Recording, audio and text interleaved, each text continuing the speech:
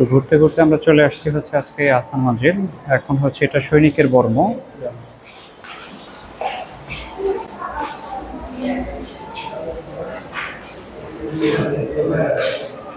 অসাধারণ, মানে আহসান মঞ্জিলের ভেতরে যদি কেউ না আসে, আসলে এটার যে সৌন্দর্য, এটা আসলে দূর থেকে দেখে কখনো বোঝা যাবে না।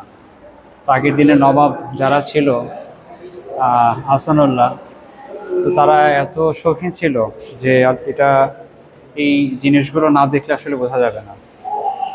মানে অসাধারণ তাদের ব্যবহার্য জিনিসপত্র, মানে কি তারা ব্যবহার করে নাই সকল কিছু। কেটলি, কেক তৈরির যে ছাঁচ সেটা পর্যন্ত আছে। অসাধারণ, মানে যতটাই দেখতেছি আসলে চোখ জুড়িয়ে যাচ্ছে।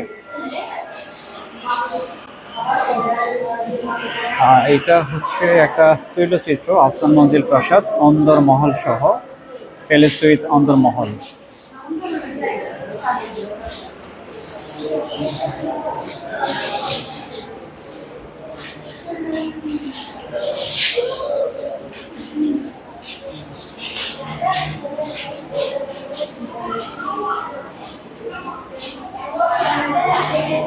তো এখানে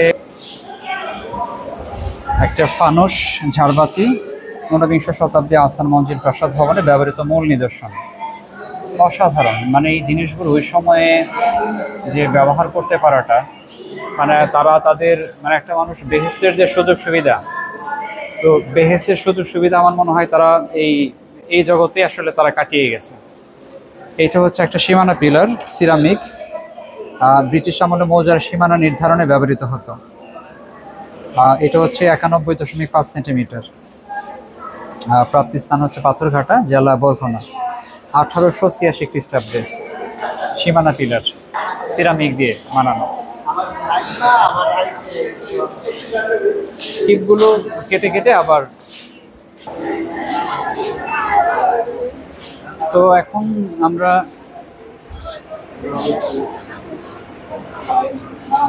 মূল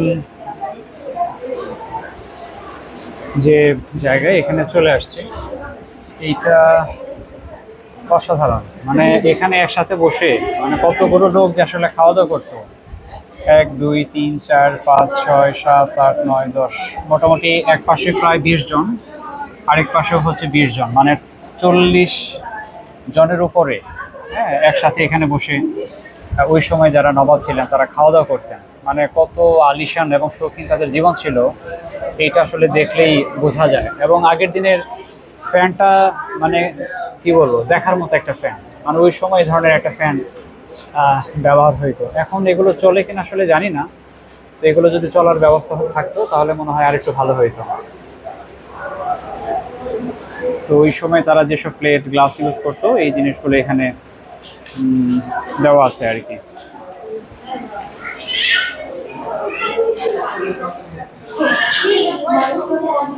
এটা হচ্ছে একটা বক্ষস্থান, শিরস্থান লৌহ, মাথায় এবং বুকের একটা মুকুট। ওই সময়ে যারা কি বলবো, জমিদারি বা রাজ্য দ্বারা দেখভাল করতো, যারা হয়তো বা প্রধান সেনাপতি অথবা এরকম যারা ছিল, তারা এগুলো ব্যবহার করতো।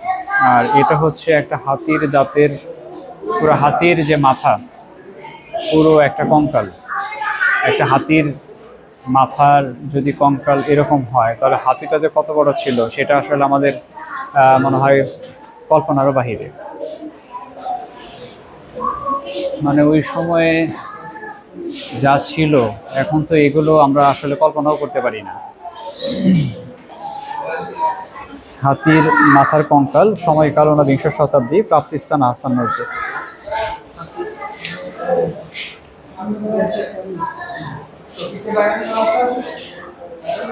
এটাও হচ্ছে একটা বক্ষস্থান ও শিরস্থান, 77 সেন্টিমিটার, 36 সেন্টিমিটার, সময়কাল ঊনবিংশ শতাব্দী, প্রাপ্তিস্থান আহসান মঞ্জিল।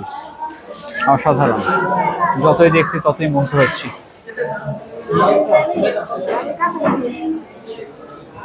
তো ওই সময়ে এটা হচ্ছে দরজার অলংকৃত একটা পাল্লা। এটা আমার মনে হয়, হ্যাঁ, পুরোটাই আসলে কাঠ দিয়ে বানানো। মানে কাঠ দিয়ে হচ্ছে এরকম একটা সিঁড়ি, এগুলো আসলে যতই দেখতেছে আসলে ততই চোখ জুড়িয়ে যাচ্ছে। মানে কি বলবো, অসাধারণ, এক কথায় অসাধারণ।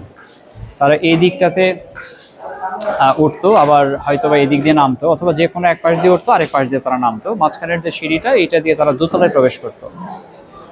ভাবা যায় ওই সময়ে লোহার এবং কাঠের ব্যবহার্য জিনিসপত্র আজও ঠিক সেভাবেই তখন যেমনটা ছিল, আরও মনে হয় নতুনত্ব ফিরে পাচ্ছে আর কি।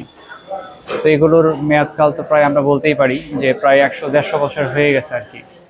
তো এখন একটু দিয়ে ঘুণে ধরা সেটা পর্যন্ত না, এক কথায় অসাধারণ।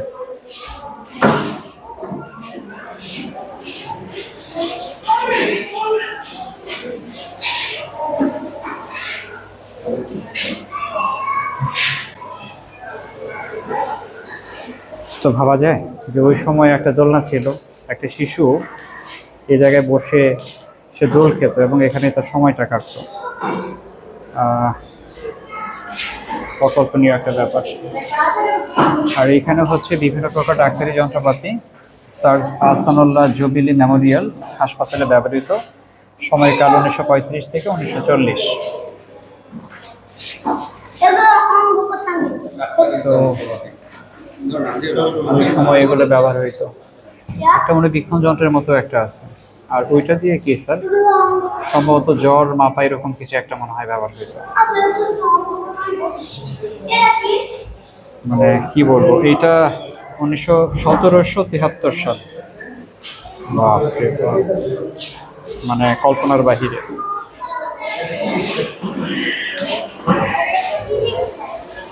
এইটা হচ্ছে একটা প্রসূতির টেবিল, সম্ভবত এটা মার্বেল পাথর দিয়ে বানানো, শ্বেত পাথর ও লৌহ, দৈর্ঘ্য 183 সেন্টিমিটার, উচ্চতা 77 সেন্টিমিটার। তো ওই সময় যারা মা হতো তাদের বাচ্চা ডেলিভারির যে ব্যাপারটা, এই রকম একটা টেবিলে বসে তখন মানে প্রসূতির যে টেবিল, ওই কাজে ব্যবহার করা হইতো আর কি।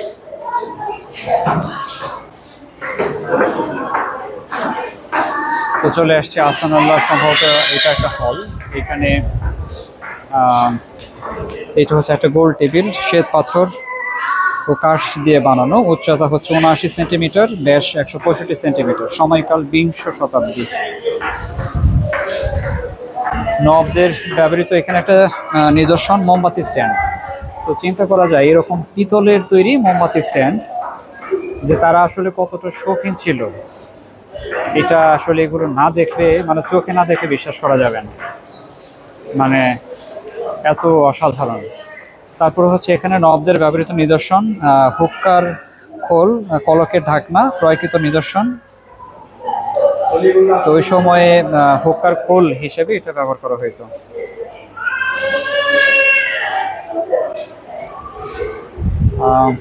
এটা হচ্ছে একটা অষ্টকোণ ইটালিয়ান টেবিল, মাধ্যম হচ্ছে ধাতব, কচ্ছপ পায়াযুক্ত, নবদের ব্যবহৃত, 85 সেন্টিমিটার।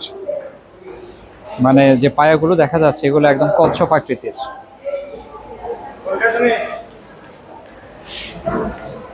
পুরো ভিডিওটা